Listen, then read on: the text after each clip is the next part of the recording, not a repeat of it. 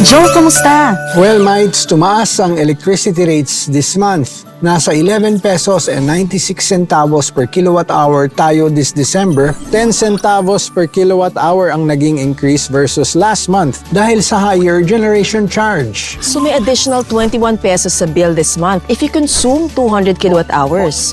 Tanong nga natin si Engineer Anjo kung may tips siya for saving electricity this holiday season.